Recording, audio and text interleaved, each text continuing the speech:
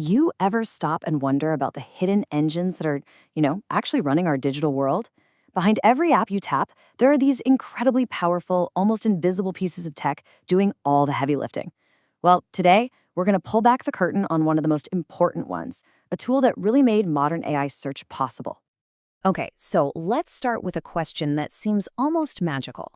Think about your phone. You've got thousands of photos, right?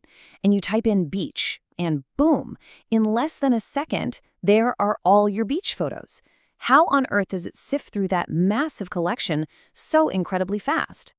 Well, you guessed it, it's not magic. It's actually a really clever idea that's at the heart of how a ton of modern AI works.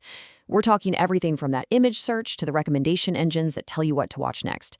It's all about one thing: finding similar stuff in gigantic piles of data and doing it in the blink of an eye. To really get the solution, you first have to appreciate just how massive the problem is. In the AI world, they call this the billion vector problem. See, every image, every product, every sentence can be turned into a unique numerical fingerprint called a vector. The challenge is trying to search through billions of these fingerprints to find the one that's closest to what you're looking for. It really is like finding a specific needle in a haystack the size of a mountain. So how do you solve it? Let's use a simple analogy. Finding a book in a library. The brute force way is, well, just what it sounds like. You'd walk in and literally check every single book on every single shelf until you find the one you want. Yeah, it would work eventually, but it would be painfully slow. The smart way? You use the library's index, the card catalog, to go right to the correct section, the right shelf, and bam, you've got your book in seconds. And here's the kicker. At the scale AI works on, we're talking millions, even billions of items. That brute force method isn't just slow, it's completely and utterly unusable. A search that needs to happen in milliseconds would take minutes, maybe even hours. Your app would be pointless. The whole system just breaks down. So if brute force is a total non-starter, what's the smart way for AI?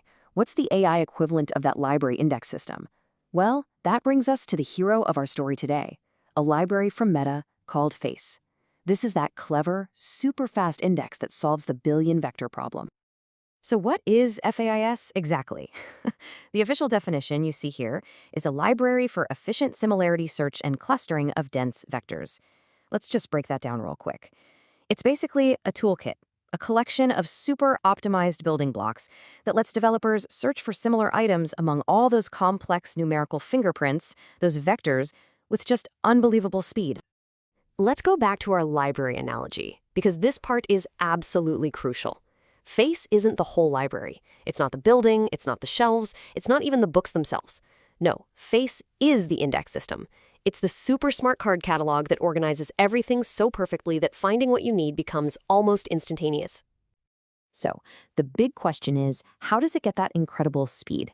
This is where the real genius of the system comes into play. It's all built on a really clever trade-off, something that might sound a little weird at first, but it's what unlocks these massive performance gains. And here it is. This is the secret sauce. The trick is to stop looking for the one single, absolutely perfect, 100% correct match. You just give up on perfection. This whole method is called Approximate Search. The goal completely shifts. Instead of finding the single best match, you find a bunch of very close, good enough matches. And it turns out, for most things, like finding a similar-looking photo or recommending a related product, a 99% perfect match that you get instantly is way, way more useful than a 100% perfect match that you have to wait a minute for.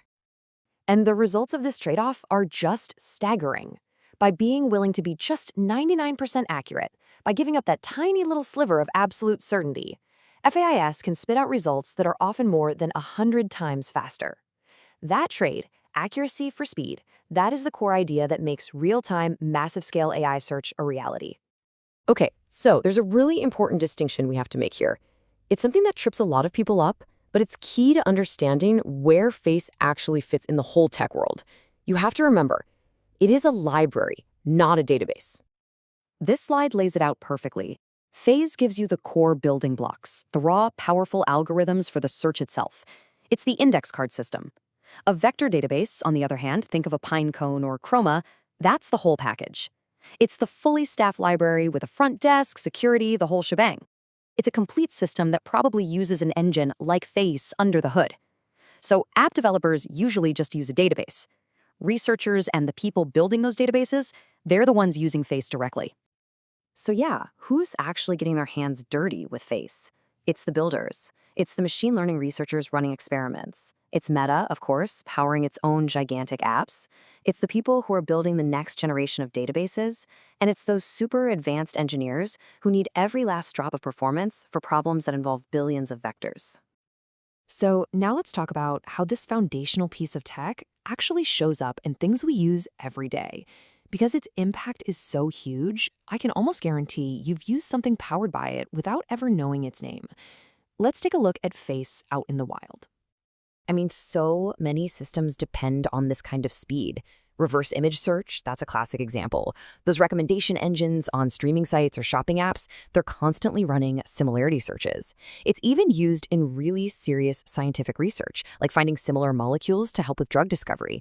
And like we said, it's the engine humming away inside many of the big vector databases that developers build on top of.